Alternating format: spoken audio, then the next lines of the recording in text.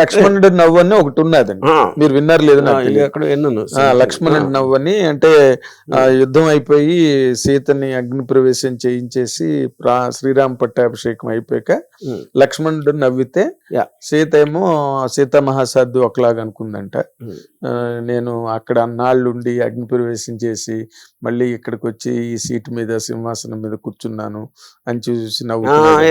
రాముడు ఒకలాగా అనుకున్నాడు అంట, నాకు బుద్ధి ఇలాగనమాట. మీరు చెప్పింది అదే ఆ నవ్వుకి సంబంధించి. ఏంటంటే అక్కడ ఏమవుతున్నా మీరు అనుకున్న దానికోసం చూస్తారు. You're looking for your state of psychology. అది సైకాలజీ. ఎవడో ఒక జర్నలిస్ట్ ఉన్నాడు, అది నేనేదో వీడియో పెడితే ఆ వీడియో నేను ఎక్స్ప్లెయిన్ చేయడానికి ట్రై చేస్తున్నా. అతను ఒక 15 seconds తర్వాత పాజ్ చేసి ఇది మళ్ళీ వినండి, అతని గొంతులో ఒక వణుకు ఏర్పడుతుంది అంటాడు, లేకపోతే అతను ఇది అంటాడు. అలాగా మీరు దేనైనా చేయొచ్చు. Of course, that can be interpreted into anything and misconstrued. Hrithik Roshan వచ్చినప్పుడు ఒక చాలా పెద్ద టాక్ ఏముండదంటే, బాంబేలో ముస్లిమ్స్ అందరు డామినేట్ చేస్తున్నారు. షారూక్ ఖాన్, ఆమిర్ ఖాన్, సల్మాన్ ఖాన్. మన హిందూ హీరో వచ్చాడని ఒక వర్గం స్టార్ట్ చేసింది.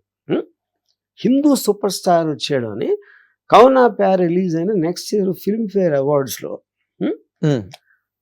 షారూక్ ఖాన్ పెద్ద స్టార్, షారూక్ ఖాన్ కూడా వచ్చాడు. రితిక్ రోషన్ డాన్స్ చేస్తున్నాడు స్టేజ్ మీద. మీడియా కెమెరాస్ అని షారూక్ ఖాన్ మీద ఉన్నాయి. ఇప్పుడు మీ కంటిన్యూస్గా ఒక ఎక్స్ప్రెషన్ ఉండరు కదా. అవును, ఏదో ఎక్స్ప్రెషన్ మారుస్తూ ఉంటాడు 5-6 నిమిషాల్లో. ప్రతి దానికి వీళ్ళు స్టోరీ పెడుతున్నారు. ఏంటి ఈ ఎక్స్ప్రెషన్ చూడండి ఇది. ఇప్పుడు ఎవరైనా ఏం చేస్తారని అక్కడ ఇలా చూస్తారు అంతే.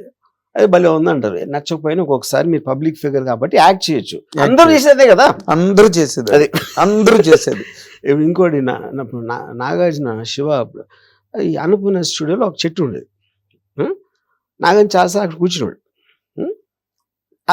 అప్పుడు ఒక హిట్ వచ్చినప్పుడేమో ఒక పెద్ద స్పెషల్ క్వాలిటీ ఉంది సార్, చూడండి ఒక్కలా ఎలా ఉంటారు అసలు, అలా ఎంత స్పెషల్గా అనిపిస్తున్నాడు అని చెప్పారు. నాగార్జున కూర్చుంటే నాగార్జున సినిమా ఎంత ఫ్లాప్ అయితే ఎంత డల్గా ఉన్నాడు చూడండి, అది ఎవరు రావట్లేదేమో కలవటానికి, అందుకుని ఎక్కడో ఉన్నాడు అంటారు.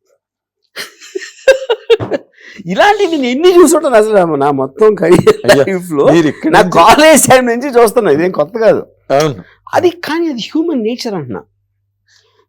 ఇప్పుడు నేను ఇందాక చెప్పాను కదా, జర్నలిస్ట్ అంటాం కూడా ఐ హ్యావ్ నో ప్రాబ్లం, ఎందుకంటే అది నేచర్. అది హ్యూమన్ బీయింగ్కి ఒక దేవుడో నేచరో వాట్ ఎవర్ ఇట్ ఈస్ ఆడు పెట్టిన ఒక పర్టికులర్ చిప్. అది ఆ చిప్ నుంచి వస్తుంది. కానీ అదేమి ఒక స్పెషల్గా తయారు చేసి అంతే ఉండదు సీన్ అక్కడ.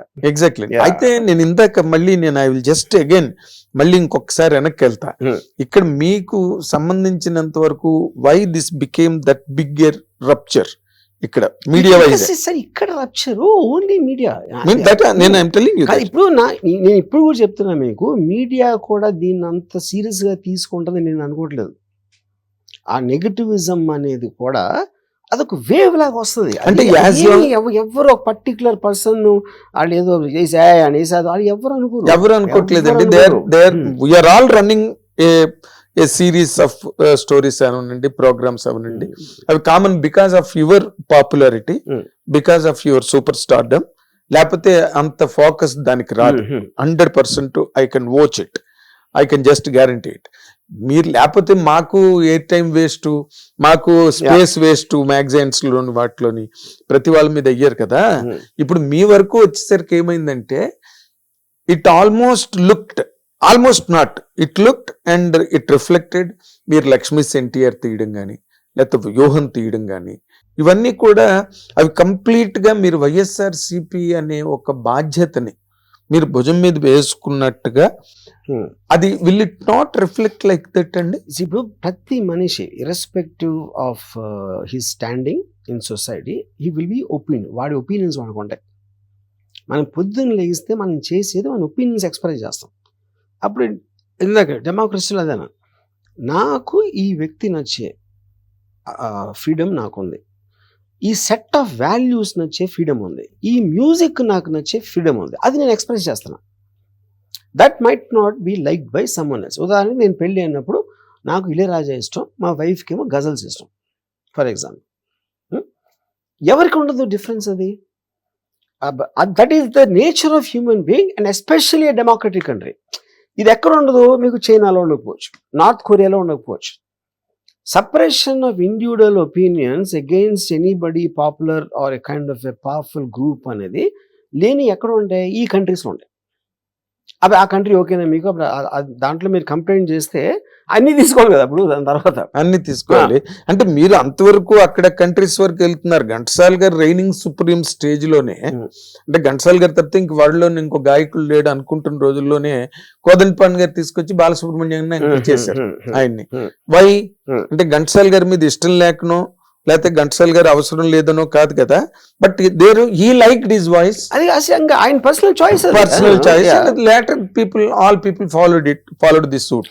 ఫాలో అయినా అవ్వకపోయినా ఎవరో కొత్త వర్కౌట్ అవ్వలేదు అనుకోండి, అది కూడా ఆయన డెసిషన్ కదా.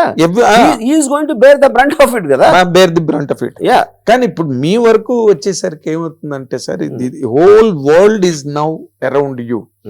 మీడియా, అది అమెరికా కావచ్చు, న్యూజిలాండ్ కావచ్చు, all people are very seriously and curiously watching this. ఏమవుతుంది? వరుణ్ గారు నిజంగానే అరెస్ట్ అయిపోతారా?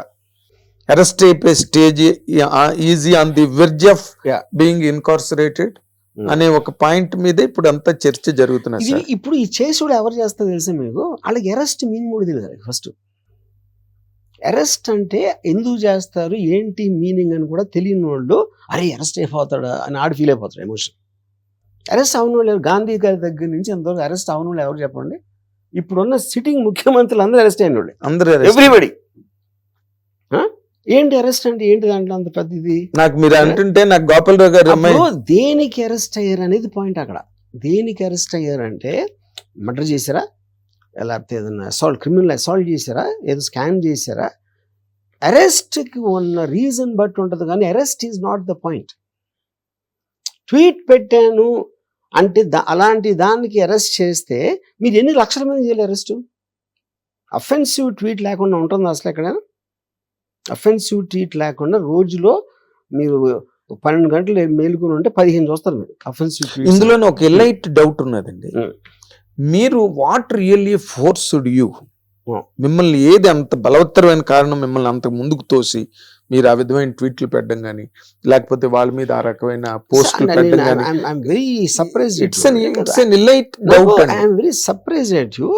అంటే ఏమి నన్ను ఫోర్స్ చేసిందంటే, నన్ను ఎవరైనా ఎందుకు ఫోర్స్ చేస్తారని ఎవరైనా అసలు నాకు అర్థం కావట్లేదు.